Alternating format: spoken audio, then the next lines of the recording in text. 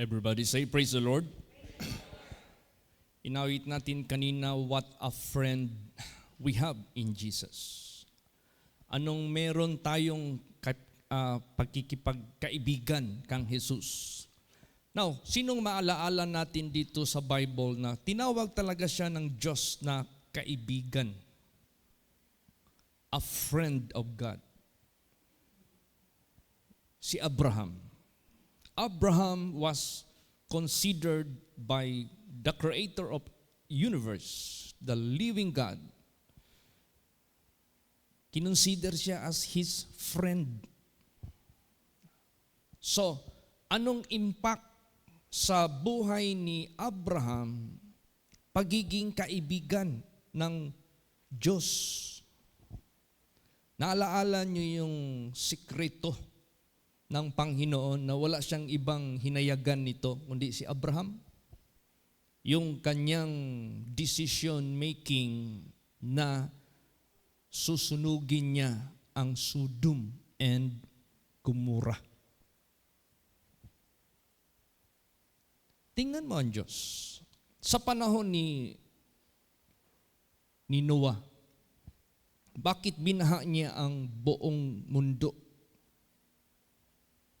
8 lang ang nanatiling righteous. Talagang gusto talaga ng Diyos mag-preserve ng righteous dito sa mundo. Gusto ng Diyos ito dapat ang paramihin. Gusto ng Diyos ito ang dapat hindi mawala sa mundo. At ayaw niya yung naninira ng kaluluwa. Ayaw niya yung wickedness. Ayaw niya yung disobedience sa Kanya. Ayaw niya lahat ng mga bagay-bagay na gumagawa ng karumal-dumal sa Kanya. Kung maaari lang, kunin niya lahat ito sa mundong ito. Alisin niya lahat. Kaya, tingnan mo si Abraham, doon niya hinayag.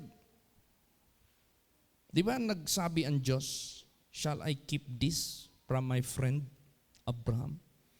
Ito ba ay hindi ko ihahayag sa aking kaibigan na si Abraham? Di ba nag-bargain si Abraham? Di ba ito ay granted ng Diyos? Kaso hindi umabot sa number sa hiningi ni Abraham ang righteous people nga makita doon sa Sodom and Gomorrah. Pag meron ito, ganito ang bilang, hindi ito tuloy ng Diyos. Kaso na short, 4 lang. Ano nangyari? So, ibig sabihin yan, pagkaibigan ka ng Diyos, you can do some bargaining. Praise the Lord. You can do some favor. Now, ang tanong, what a friend we have in Jesus. Anong merong pakipagkaibigan tayo sa Diyos? Si Abraham, bakit tinawag siyang kaibigan ng Diyos? Anong meron kay Abraham? Kasi ginagawa niya lahat ng inuutos ng Diyos sa kanya. Kahit labag sa kanyang laman, sinusunod niya lahat ang utos at inuutos at pinapagawa ng Diyos sa kanya. So, kung meron si Abraham na pakipagkaibigan sa Diyos, hindi rin imposible sa atin. Pwede rin tayong magkakaroon ng kapakipagkaibigan sa Diyos. The same way. Pag tayo sumusunod sa lahat ng kautusan ng Diyos dito na nakasulat sa kanyang banal na salita, we are establishing our friendship with God, the Creator of all, who controls everything, who judges everything. Kaya, let us use our privilege as a friend of God, as friends of God. Gamitin natin ito. Ngayon, ano ngayon ang ating i-beg? Ano ngayon ang ating i-bargain sa Diyos? Sa ating kalagayan ngayon, sa ating buhay. Saan ba tayo nakatira? Anong bansa ba tayo naroon? Di ba, bansang Pilipinas? Kaya i-pray natin ang Pilipinas. Nakita na natin ano ang kalagayan ng Pilipinas ngayon. Nandito na ang ating mga leaders, lalot na itong dalawang top officers of the land, the President and the Vice President. Hindi nangyari yung kanilang pinanumpaan na unity team na mag-unite sila sa proyekto, mag-unite sila sa progress, mag-unite sila sa ikabubuti ng bansa, mag-unite sila sa ikagaganda ng takbo ng ating ekonomiya o ng ating pamumuhay. Hindi ito nangyari. Hindi. Kaya let us pray for our country. Praise the Lord. Mag-pray tayo. Ngayon, basahin natin ang Biblia. At kung mention man ang Jerusalem dyan, model lang yan. Pero ang ating concentration, ang ating bayan, ang ating bansa. Bakit kailangan natin mag-pray ng ganito? Kasi gusto natin magligtas pa ng maraming kaluluwa. Gusto pa natin mag-spread ng kanyang gospel. Napakahalaga ng gobyerno natin na mag-collaborate sa atin. Praise the Lord. Napakahalaga ng government natin na makipag-cooperate sa atin. Tingnan mo itong darating na 30. Magpunta tayo sa dito sa Old Macupa. Nakipag-collaborate sa atin ang government, ang barangay ng Old Macupa. Natipunin ang mga tao na makarinig ng Ebanghelyo ni Kristo. Kung hindi nakipag-cooperate ang leader, ang punong, barangay, kapitan, walang ganito na set up na i-gather ang mga tao, patayuin ang magsasalita ng salita ng Diyos in a very nice location, and everything are being well prepared. Kaya, bakit kailangan natin i-pray ang ating bayan? Kasi pag mag-cooperate ang ating bayan sa mga lingkod ng Diyos, malaki ang impact sa pag-spread ng gospel. Malaki ang impact, lalo't na maging obedient sila sa Diyos. Tingnan mo ang Israel, pag hindi nakipag-cooperate sa prophets of God, mga propeta ng Diyos, di ba napapahamak sila? Kasi the prophets of God, the servants of God, stands for God. Kaya kailangan ang ating bayan ng Diyos para i-bless, para iligtas ang mga kaluluwa ng bayang ito. Kaya i-pray natin ito. Praise the Lord. Basahin natin. Psalms 122, 6 hanggang 9. Praise the Lord. Pray for the peace of Jerusalem. They shall prosper that love thee. Peace be within thy walls, and prosperity within thy palaces. For my brethren and companions' sakes, I will now say, peace be within thee. Because of the house of the Lord our God, I will seek thy good. Yan. Pray for peace of Jerusalem. Jerusalem is a model. Ngayon, nandito tayo sa Pilipinas, sa ating sariling bansa. Let us pray for the peace of Philippines. Idalangin natin ang kapayapaan ng Pilipinas. Praise the Lord. They shall prosper that love thee. Pag mayroong peace, nandyan yung prosperity from God. Galing yan sa Diyos. Sabihin ko po sa inyo. Peace be within thy walls. Saan mang boundaries ng bansang Pilipinas, dapat walang gulo. Nandyan ang kapayapaan. Prosperity within thy palaces. Prosperity from the office of the president down to the list of the constituents or citizen. Yun ang dapat mangyari, na i-pray natin yung kapayapaan ng ating bansa. Kasi pag nag-cooperate sa mga servants of God ang ating government, marami tayong pagkakataon, chances na maka-spread ng gospel of the Lord.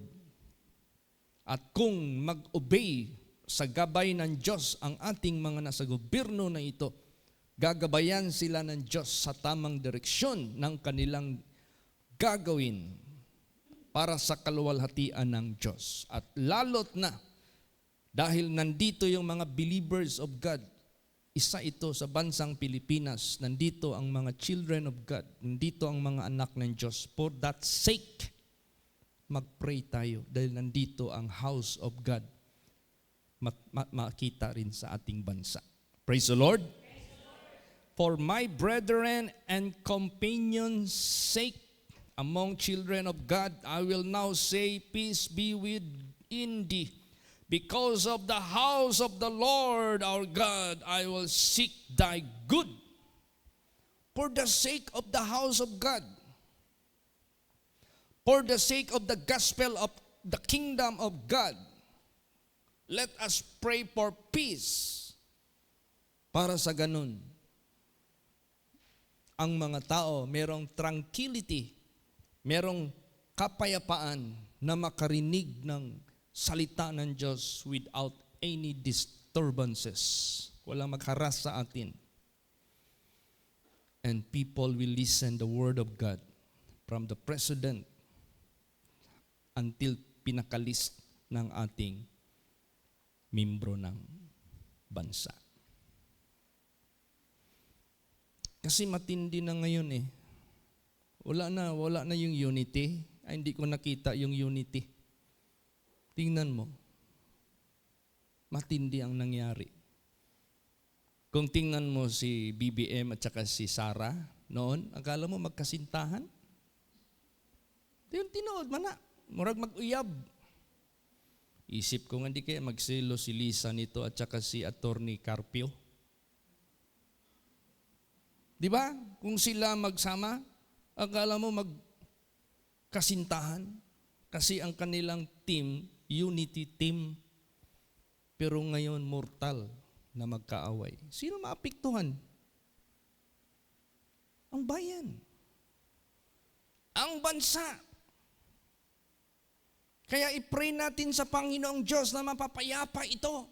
Praise the Lord. Ibig sabihin niyan, merong demonyo.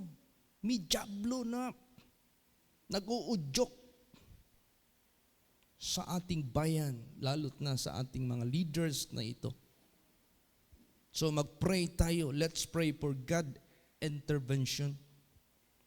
God's intervention. Let's pray for that. Mamagitan ang Diyos sa ating sitwasyon. By the grace of God, lulutasin ng Diyos ang problema ng ating bansa. Mag-pray tayo nito. Matindi na ngayon. Tingnan mo, ang Davao lang, wala na, mga proyekto natin dito. Tiwang-wang na. Yung ating mga healthcare, wala na mga pundo. Wala na. So sino maapektuhan? Ang mga maliliit. Dahil sa kaguluhan ng ating mga leaders. Walang peace eh. So yan, kailangan natin idalangin yan. Para sa ganon, itong kaguluhan, hindi ito magpatuloy. Basahin natin. Nehemiah 2:17. Praise the Lord. Then said I unto them, Ye see the distress that we are in, how Jerusalem lieth waste, and the gates thereof are burned with fire. Come, and let us build up the wall of Jerusalem, that we be no more a reproach. Yan. Nakita ninyo ang distress na meron tayo ngayon? Paano ang Jerusalem sira? Oh. Tingnan mo. Nagkagulo-gulo na ang ating bansa. Sira na ang samahan ng ating mga malalaking ranggo ng humahawak ng ating gobyerno. Apektado lahat. Ultimo mga proyekto natin dito. Takatiwangwang ang lalaking mga yung viaduct dyan sa Ulas.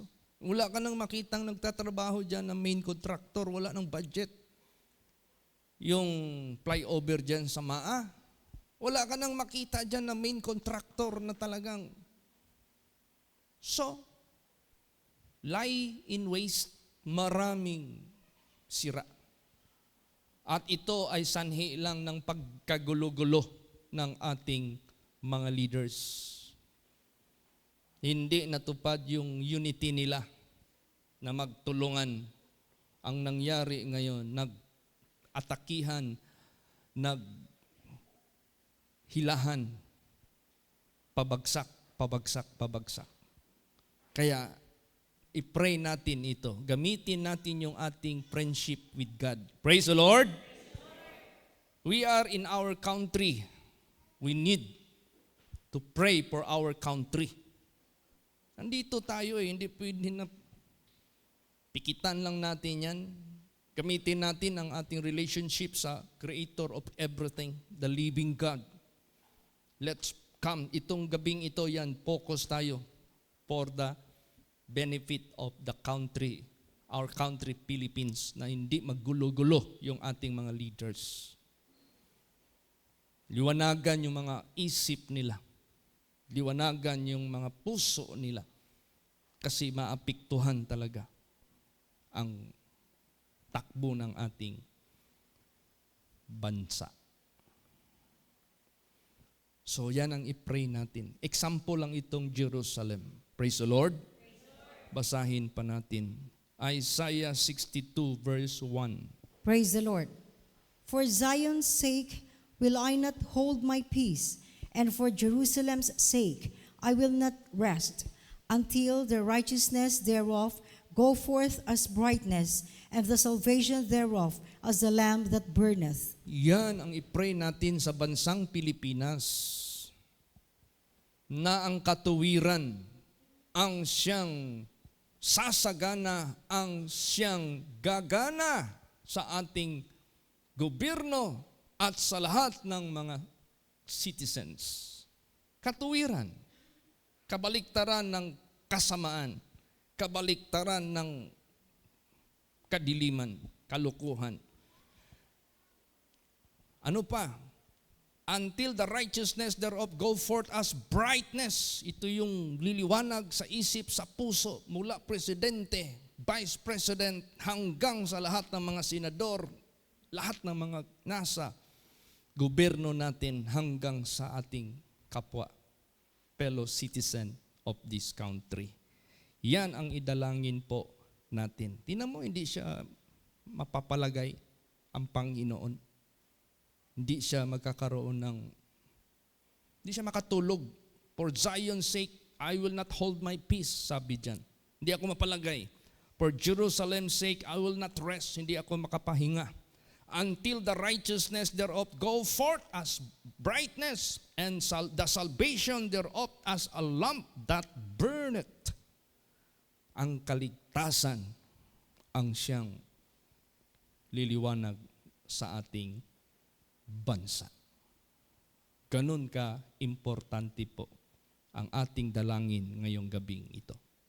Na lahat ng mga troubles sa ating bansa, lutasin ito ng Diyos.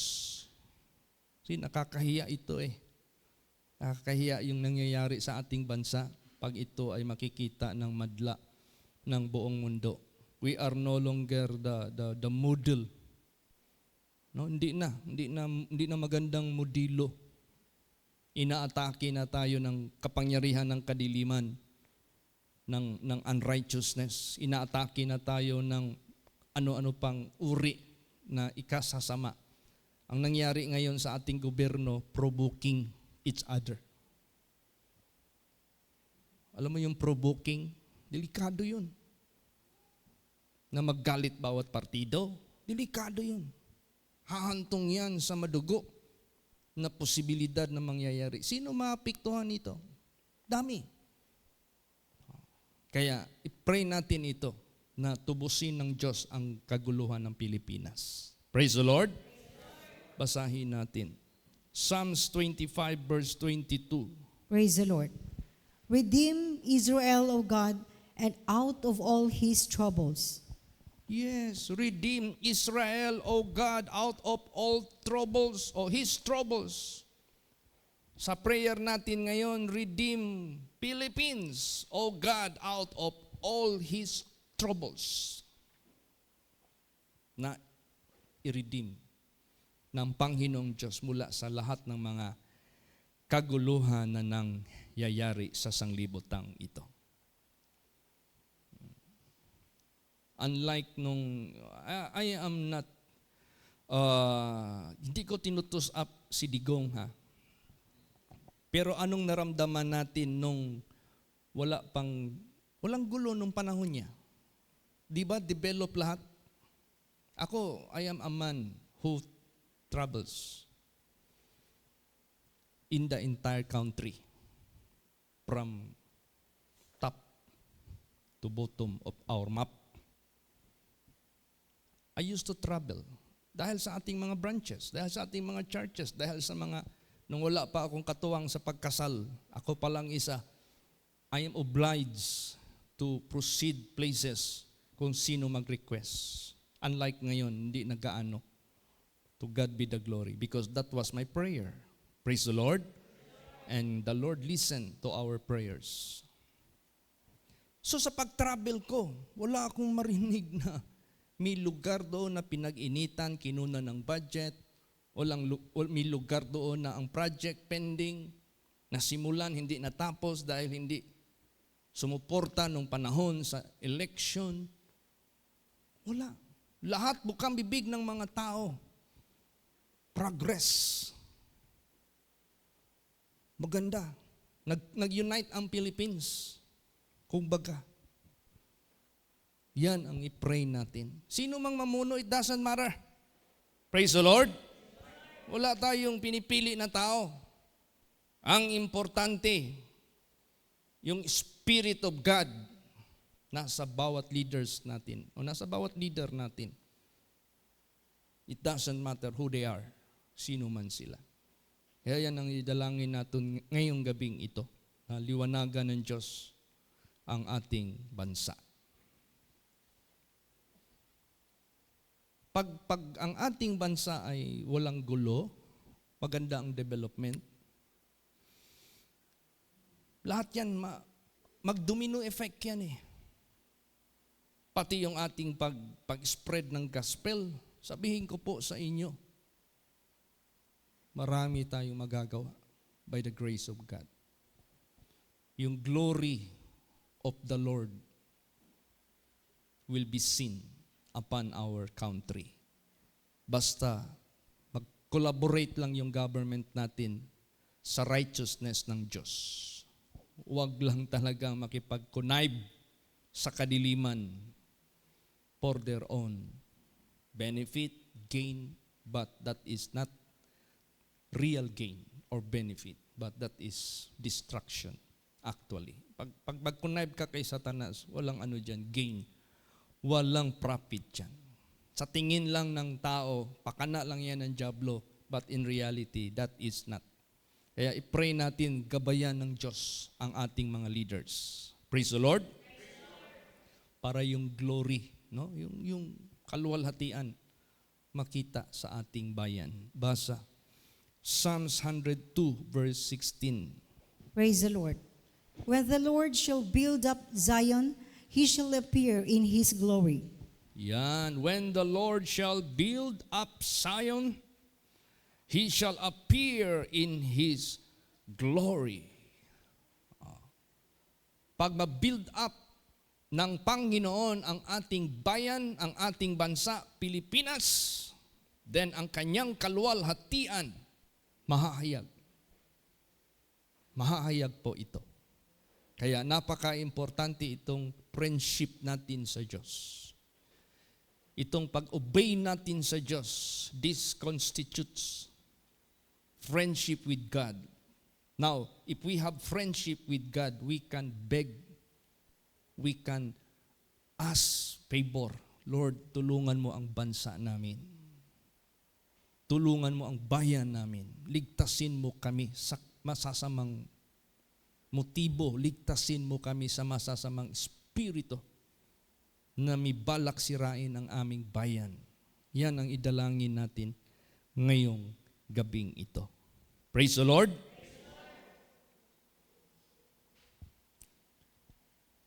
Basa pa. Psalms 51:18. Praise the Lord. Do good in thy good pleasure unto Zion. Build thou the walls of Jerusalem. Yes. Do good in thy good pleasure unto Zion. Build thou the walls of Jerusalem.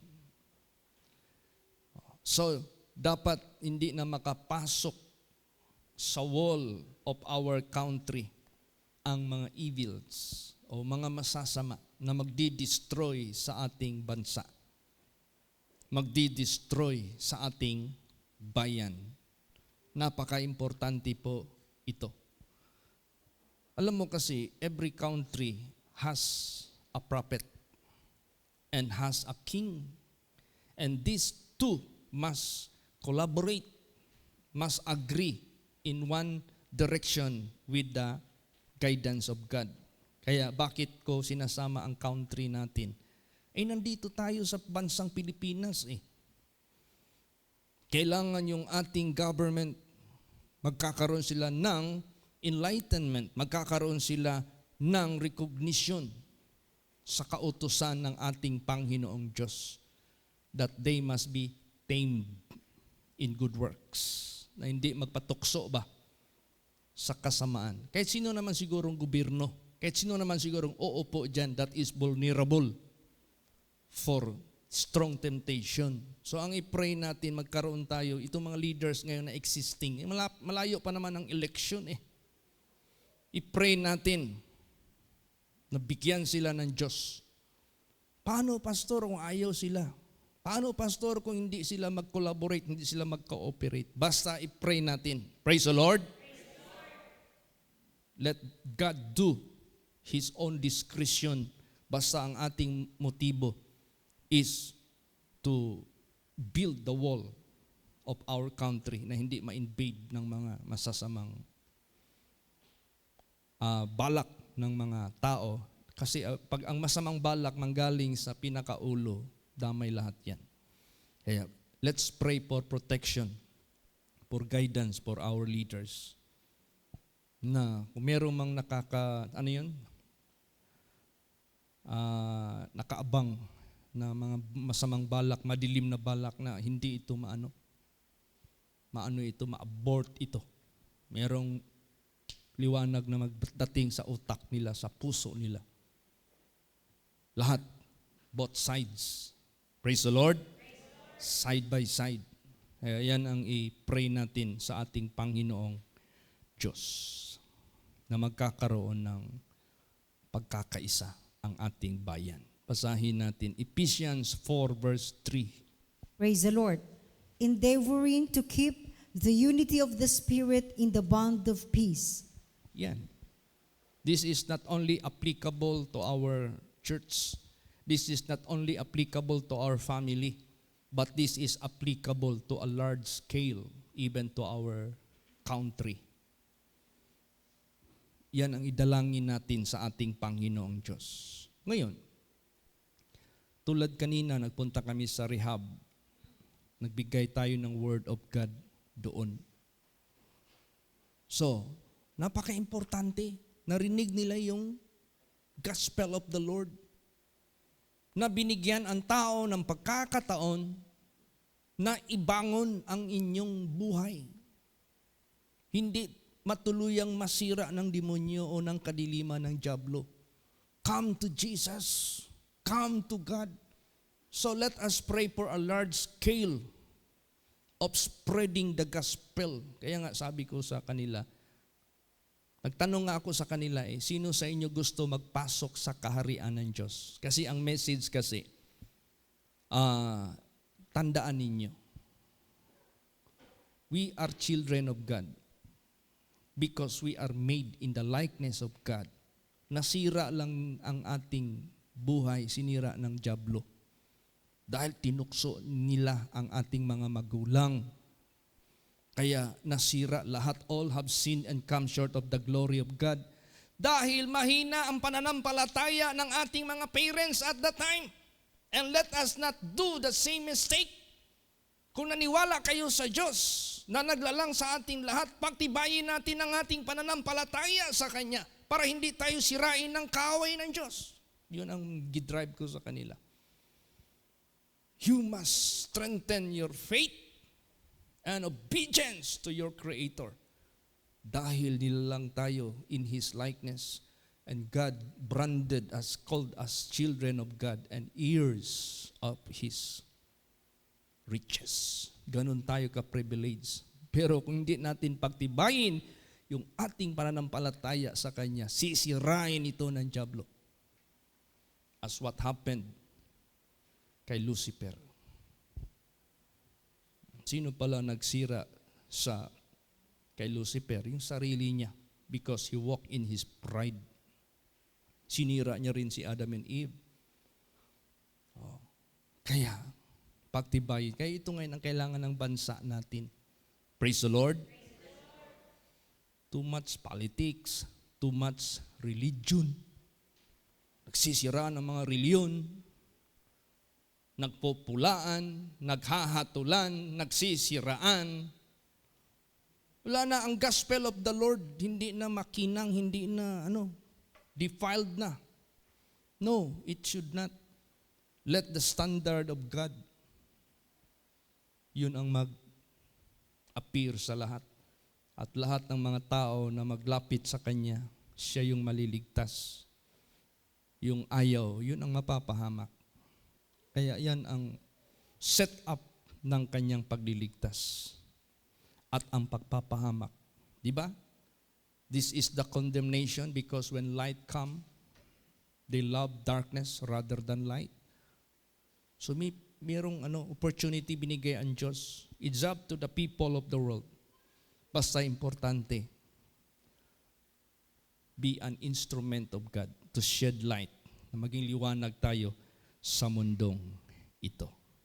So yan ang hingiin natin ngayong gabi. Let peace, let solution sa ating bayan, sa ating bansa. Basa pa.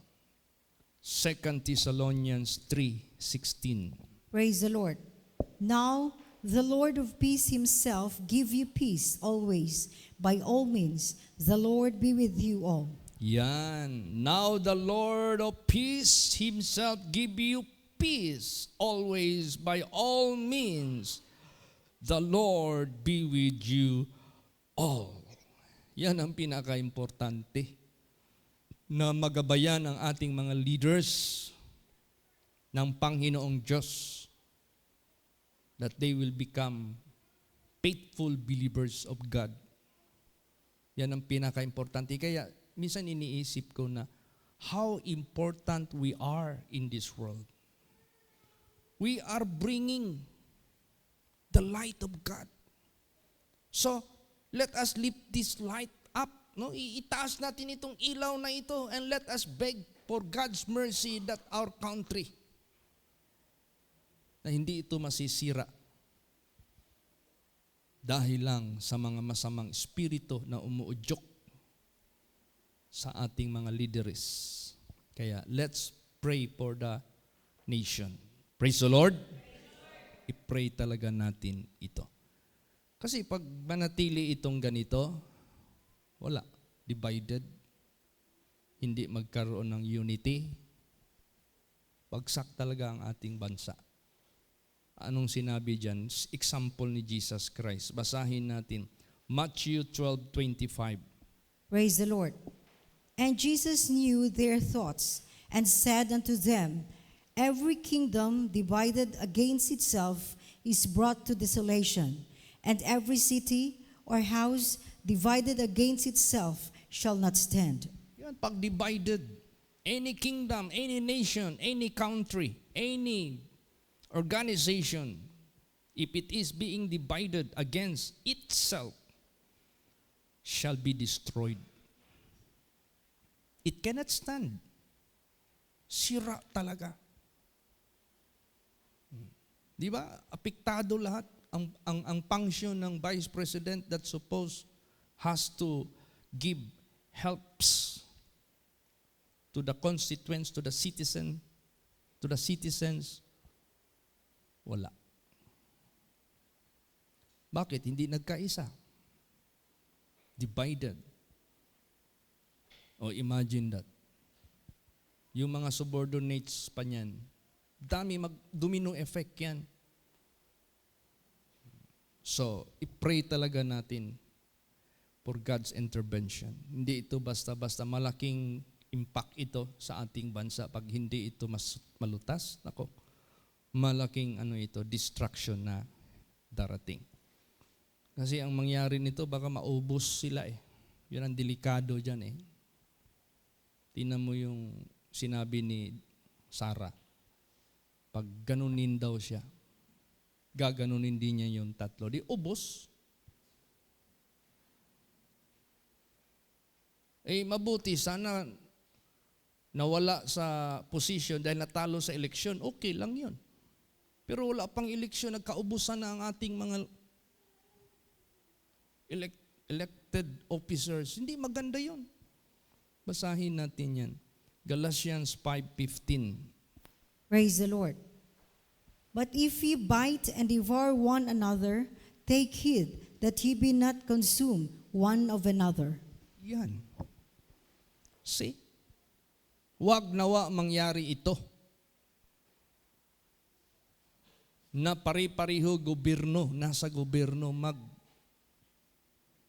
pinaakay, hantod mga hurot tanan, kinsa may luoy. Ang mga gagmay in taon kaluoy. Kaya i-pray natin po ito. We are in our country. Do not just listen about this trouble, but as friends of God, bilang mga kaibigan tayo ng Diyos, let us come, kneel down in prayer and beg for God's mercy. Lord, you intervene for our problem of our country. Praise the Lord. Idalangin natin yan. Anyway, scriptural naman yan eh. Jerusalem, Israel, that is a country, praying for peace, praying for success, praying for prosperity. Why not we will do it for our own country? Praise the Lord. Because we serve the people in the name of God. We serve the people not only literally, materially, but much more spiritually, eternal matters. Dahil nandito tayo sa service of the Lord. But yung mga bagay na yan, kanya yan. Belong to Him. Kaya yung serbisyo natin sa mundong ito, hindi lang literal, material, dalawa, temporal and eternal. So let's pray na wala nang inggitan, wala nang siraan, wala nang hilahan pababa. Basahin natin last verse. Isaiah 11:13. Praise the Lord. The envy also of Ephraim shall depart, and the adversaries of Judah shall be cut off. Ephraim shall not envy Judah, and Judah shall not vex Ephraim. Yan ang ating idalangin. Praise the Lord. Ang layo-layo pa ng presidential election. Kung sino yung may potential, hihilahin mo na kaagad at early stage. Kung yung ugali niyan parang aso, kung hawakan mo yung tainga, kakagatid ka talaga niyan. O di gulo, Wala pang eleksyon, nagulo-gulo na. Nagkaroon na ng mga ginagrab na yung power para hindi mapunta doon sa may potential. No, hayaan natin. Let it be done accordingly to the time na lumalakad sa mundong ito. Let's pray na panahon ni BBM ma-develop ang Pilipinas. Let's pray kung sino yung may potential na mas maganda pa, then lalo pang ma-develop. Na hindi mangyari itong envy ba? Na ang mangyari, the envy also of Ephraim shall depart, na magwala na yan sa utak ng mga politician. The adversaries of Judah shall be cut off. Wala na. Mapuputol na lahat ang mga banggayan. Ephraim shall not envy Judah, and Judah shall not vex Ephraim. Wala nang mga motibo na magsakitan, maghilahan, parang talangka. Yan ang i-pray natin. That is what is happening. Ang layo-layo pa ng presidential election. Magtrabaho na lang para sa kapakanan ng bayan at para sa kapakanan ng Ibanghilyo ni Kristo. Praise the Lord! Para maawa ang Diyos sa ating bansa. God might have mercy on our country. Alam mo, pag ang Diyos ang nasa isang bansa, sabihin ko po sa inyo, no one can touch us, I tell you. Wala makaka-touch sa atin. If they will bless, the blessed one will be blessed by God. If they curse whom God bless, they shall be cursed. O wala, maging untouchable tayo if God is for us. Yan ang isusulong natin sa ating bansa. Praise the Lord. And paano natin ito isusulong? Of course, we have to start in prayer. Hindi man natin magawa ito by ourselves. Hindi man natin magawa ito. Sa sarili natin, hindi natin magagawa ito. Kailangan talaga ito ng intervention ng Diyos sa langit. Kaya, we, na na-establish sa atin yung friendship with God, tayo yung mag-pray ngayong gabi. Lord, have mercy on our land. Have mercy on our country. Na mawala na lahat ang kaguluhan. Trabaho na lang sila. Hindi kay kunin yung budget dito, kunin ang budget doon. Wala. Apektado. O, di ba? Gulo-gulo. Kaya, pray natin ito. At dapat magsimula talaga yan sa top of the officer of the land. Magmula yan sa presidente. Ang magandang motibo. Down to the vice president. Down to the Senate, down to the Congress. Kasi ito sila yung machinery na nagpapanday ng batas para sa magandang implementasyon ng ating bansa. Plus, huwag nilang alisin ang Diyos sa bansang ito. Kaya tayo ngayon ang magmungkahi sa Diyos. Praise the Lord! Tayo ngayon ang magdalangin sa gabing ito. Pray for peace for our country. And of course, let's pray for Jerusalem. Jerusalem can never be forgotten by God. Hindi yan makakalimutan ng Diyos. That is His covenant. Kaso, nandito tayo sa Pilipinas. Let us also pray for our own country aside from Jerusalem. And not only our own country, but let us pray for all countries of the world. How about Russia? How about China? How about Germany? How about America? Lahat ng continents, we have to pray. Pray for all men, all kings. Praise the Lord. For this is acceptable unto God. That we, sinabi dyan that we may lead a quiet and peaceable life in all holiness and godliness, because God would like to save all men. Praise the Lord. O, kaya sa buhay natin, let us make ourselves in line with the mind of God. Kaya iluhod natin ang Pilipinas hanggang sa lahat ng mundo. Praise the Lord. Magsitayo po ang lahat.